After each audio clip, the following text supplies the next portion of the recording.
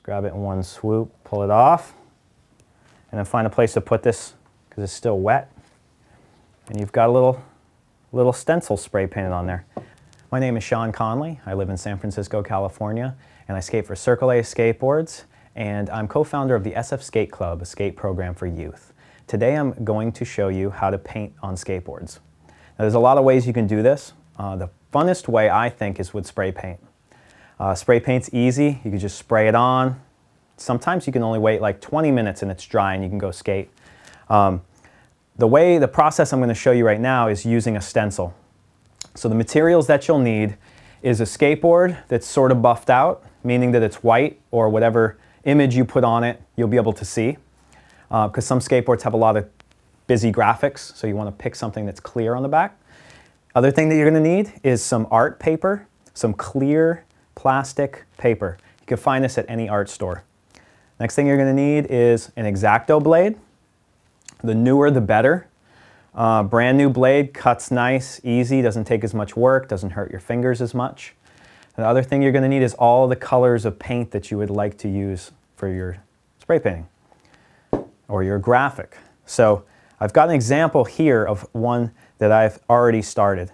The great thing about using the transparency paper is that you can print anything on a computer onto a piece of paper, or you could even take an image out of a magazine, any piece of paper that has a graphic that you want to copy, and you just trace over it with your X-Acto blade and cut the pieces out.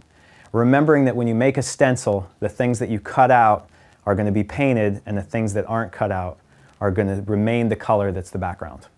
So I have I Love SF Skate Club here, printed out on my computer. I expanded the image, printed it out. It's pretty easy. Most computers can do that really easy. And I've done all of this graphic part, and all I have left is this little B here. Now when you're making a stencil and you're doing lettering, sometimes it's a little difficult, like the insides of the letters are going to be free floating, like the inside of this A. I've just decided to leave those out.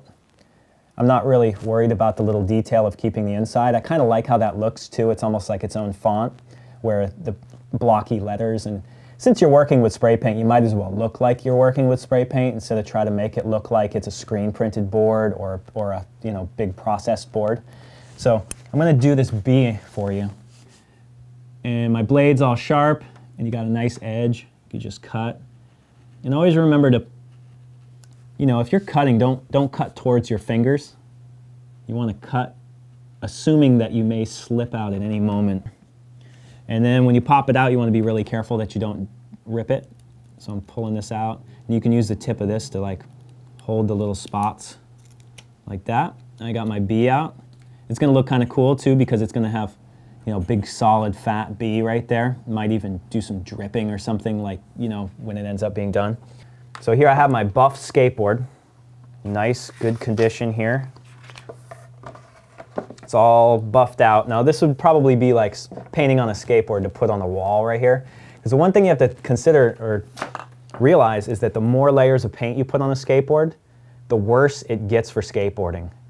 At least for tricks and having the pop to get you off the ground. It just bogs you down. It's like it's almost like riding an extra ply on your skateboard.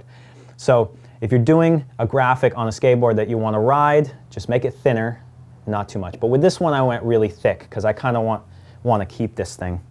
It's a really nice board just to hold it in place.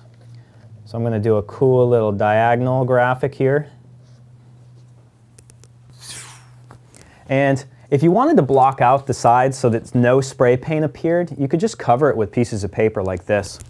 It doesn't take much to just cut. It just lays on there and then you'll spray from a distance. I'm going to keep these off because I don't mind showing that line. There might be a little bit of a fade there. It'll kind of look cool. So make sure you're in a well-ventilated area. If not, wear a mask. Maybe put a fan on yourself or something, because don't underestimate spray paint. It's extremely toxic and disgusting sometimes. So from about this far away, you might even want to test it. Give it a little spray, because sometimes it gets a little bit of junk out of there. And I'm just going to spray the heart. I thought it'd be kind of cool to have a silver heart. I don't know. We'll see how it looks. So we got that part down. Put that to the side. Grab the black. And this one has like a chisel tip sort of thing on it where it sprays in a line. So that might be a reason that you try to spray paint something before you try anything like really specific and really detailed, just to see how it sprays. So this one should be easy to do, like a little spray across here. So I'm going to do the same from about right here, trying to avoid my heart here because I want to keep my silver.